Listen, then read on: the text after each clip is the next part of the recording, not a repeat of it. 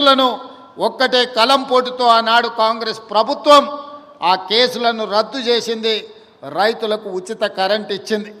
ఇదే కాదు, డాక్టర్ మన్మోహన్ సింగ్ గారు, సోనియా గాంధీ గారు 72,000 కోట్ల రూపాయలు దేశంలో ఉండే రైతాంగాలకు ఒకే ఒక్క కలం పోటుతో రైతు రుణమాఫీ చేసి 72,000 కోట్ల రూపాయలు రైతుల ఖాతాలో ఆనాడు రైతు రుణమాఫీ చేసి ఇందిరమ్మ రాజ్యం అంటే రైతు రాజ్యమని, వ్యవసాయం అంటే దండుగ కాదు, వ్యవసాయం అంటే పండుగ అని ఆనాడు నిరూపించడం జరిగింది.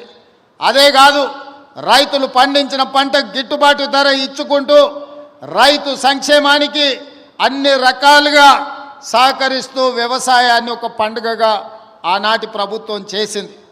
అందుకే అది వారసత్వంగా తీసుకొని బాధ్యతగా భావించి మొన్న జరిగిన ఎన్నికల్లో కూడా మన పార్టీ, మన ప్రభుత్వం రైతులకు 2 లక్షల రూపాయల రుణమాఫీ చేస్తామని చెప్పి 15 ఆగస్టు నాడు ఏ విధంగా అయితే దేశానికి స్వాతంత్రం వచ్చిందో రైతులకు కూడా రుణాల నుంచి విముక్తి కలిగించి స్వేచ్ఛను ప్రసాదించి 25,50,000 మంది రైతాంగానికి 21,000 కోట్ల రూపాయలు ఈ రాష్ట్రంలో రైతు రుణమాఫీ చేసిన ప్రభుత్వం ఏదైనా ఉన్నది అంటే అది ఇందిరమ్మ రాజ్యం, ప్రజా ప్రభుత్వం.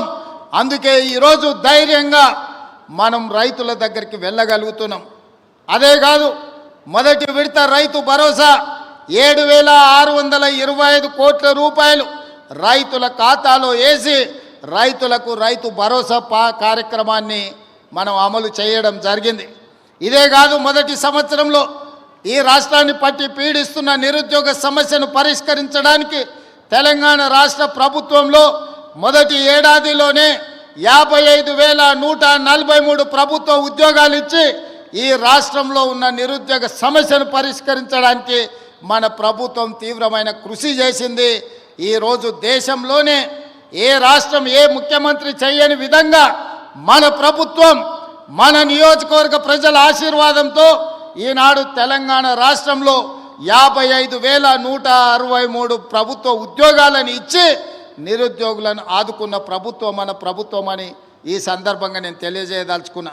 ఇదే కాదు, ఈనాడు ఈ రాష్ట్రంలో వ్యవసాయానికే 24 గంటలు ఉచిత విద్యుత్తు కాదు, పేదవాళ్ళ ఇళ్లకు కూడా ఉచిత విద్యుత్తు ఇవ్వాలని ప్రతి పేదవాడి ఇంటికి 200 యూనిట్లు ఈరోజు ఉచితంగా విద్యుత్తును సరఫరా చేస్తూ 50 లక్షల కుటుంబాలకు ఈనాడు ఇండ్లలో కూడా పేదవాడి కళ్ళల్లో, పేదవాడి ఇంటిలో వెలుగులు చూడాలి, పేదవాడి కళ్ళల్లో సంతోషాన్ని చూడాలి అని ఈనాడు మనం 200 యూనిట్లు పేదవాళ్లకు ఉచితంగా ఇంట్లలో కరెంటు ఇస్తున్నాం. ఇదే కాదు, ఆడబిడ్డలు కట్టెల పొయ్యితో కష్టాలు పడుతున్నారు.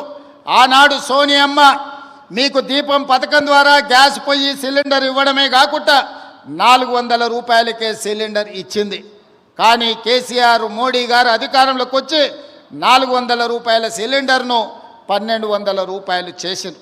అందుకే 1,200 రూపాయలతోనే ఆడబిడ్డలు కష్టపడుతున్నారని ఆలోచన చేసి మనం 500 రూపాయలకే సిలిండర్ ఇవ్వాలని ఈనాడు తెలంగాణ రాష్ట్రంలో 50 లక్షల కుటుంబాలకు, ఆడబిడ్డలకు 500 రూపాయలకే సిలిండర్ ఇవాళ ఆడబిడ్డలకు ఇస్తున్న రాష్ట్రం ఏదైనా ఉందంటే అది తెలంగాణ రాష్ట్రం అని చెప్పి ఈ సందర్భంగా నేను గర్వంగా చెప్పదలుచుకున్నా. ఇదే కాదు, ఆర్టీసీ బస్సుల్లో ఆడబిడ్డలకు ఉచిత ప్రయాణం. ఆనాడు అమ్మగారి ఇంటికి పోవాలన్నా, ఏదైనా ఆలయాన్ని సందర్శించుకోవాలన్నా ఆర్టీసీలో ఆడబిడ్డలకు టికెట్ కొనాల్సిన పరిస్థితి. ఈనాడు ఆ పరిస్థితి నుంచి విముక్తి కలిగించి రాష్ట్రం నలుమూలల ఎక్కడి నుంచి ఎక్కడికైనా ఆడబిడ్డలు ప్రయాణం చేయదలుచుకుంటే ఆర్టీసీ బస్సులో ఉచితంగా ప్రయాణం చేయొచ్చు. ఆడబిడ్డ ఎక్కడైనా ఆర్టీసీ బస్సుకు చెయ్యి అడ్డం పెడితే ఆడబిడ్డను ఎక్కించుకొని వాళ్ళ ఇంటి దగ్గర దించే బాధ్యత ఈనాడు మన ప్రభుత్వం తీసుకున్నది. అందుకే ఈరోజు రాష్ట్రం నలుమూలల దాదాపుగా 120 కోట్ల మంది ఆడబిడ్డలు ఈ 13 నెలల ఆర్టీసీ బస్సుల్లో ఉచిత ప్రయాణం చేస్తే దాదాపుగా 4,000 కోట్ల రూపాయలు ఆర్టీసీ కార్పొరేషన్కు రాష్ట్ర ప్రభుత్వం చెల్లించడం జరిగింది. ఈ విధంగా రైతులకు అదే రుణమాఫీ, నిరుద్యోగ యువకులకు ఉద్యోగ ఉపాధి అవకాశాలు, ఆడబిడ్డలకు ఆర్టీసీలో ఉచిత ప్రయాణం, అదేవిధంగా 500 రూపాయలకే సిలిండర్, పేదవాడి ఇంటికి ఉచిత విద్యుత్తు, ఈ పథకాలన్నిటిని అమలు చేసినాం. ఇవి సరిపోతాయా అంటే సరిపోదు, పేదవాడికి ఇంకా ఆదుకోవాల్సిన అవసరం ఉన్నది. ఆ ఆలోచనతోనే గతంలో రైతు భరోసా 5,000 ఉంటే 10,000 రూపాయలు సంవత్సరానికి ఉంటే ఈసారి ఇంకా ధరలు పెరిగినాయని ఈనాడు రైతు భరోసా పథకం కింద ఎకరాకు 12,000 రూపాయలు సంవత్సరానికి ఇవ్వాలని ఈరోజు ఆ కార్యక్రమాన్ని ప్రారంభించినాం.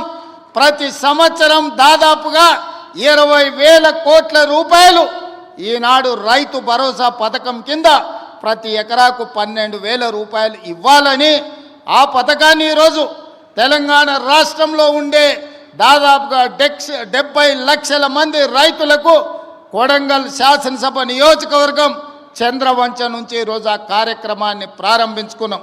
ఈరోజు జనవరి 26 బ్యాంకులకు హాలిడే ఉన్నది.